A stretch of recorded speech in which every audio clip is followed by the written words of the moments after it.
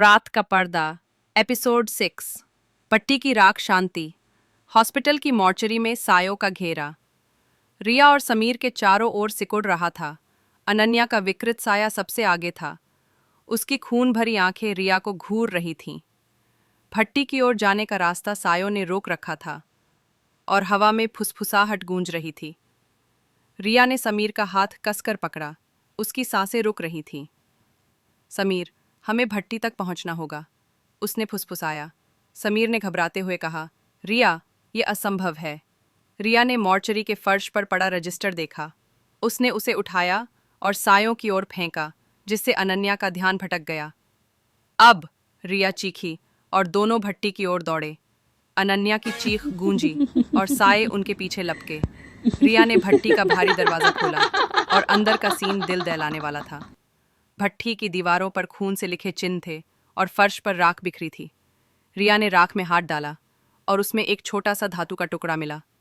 वो एक टूटा हुआ चाबी का टुकड़ा था, जिस पर 1995 लिखा था। ये क्या है? समीर ने पूछा। लेकिन तभी भट्टी का दरवाजा जोर से बंद हो गया। अंधेरे में अनन्या का साया फिर प्रकट हुआ। तुमने मेरी राख छुई, उसने गुस्से से कहा। अब तुम मेरे साथ जलोगे। उसका साया रिया की ओर बढ़ा, लेकिन रिया ने चाबी का टुकड़ा अनन्या की ओर फेंका। साया चीखा और पीछे हट गया। रिया ने भट्टी की राख में और खोजा और एक और चिट मिली। चाबी का राज हॉस्पिटल के पुराने लैब में है।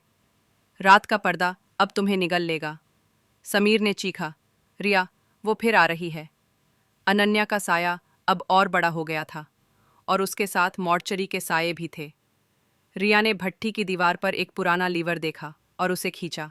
अचानक भट्टी में आग भड़क उठी और साए चीखते हुए गायब हो गए। रिया और समीर भट्टी के दूसरे दरवाजे से भागे, जो गलियारे में खुलता था। चाबी का टुकड़ा उनके हाथ में था, लेकिन अनन्या की फुसफुसाहट पीछे गूंज रही थी। तुम मुझसे नहीं बच सकते। गलियारे के अंत में एक और साइन था। लैब, दूसरी मंजिल। रिया और समीर की सांसें तेज थीं, लेकिन उनके पास रुकने का वक्त नहीं था। क्या वो लैब तक पहुंच पाएंगे, या रात का पर्दा उन्हें हमेशा के लिए अपने अंधेरे में खींच लेगा? अगला एपिसोड, लैब का रहस्य।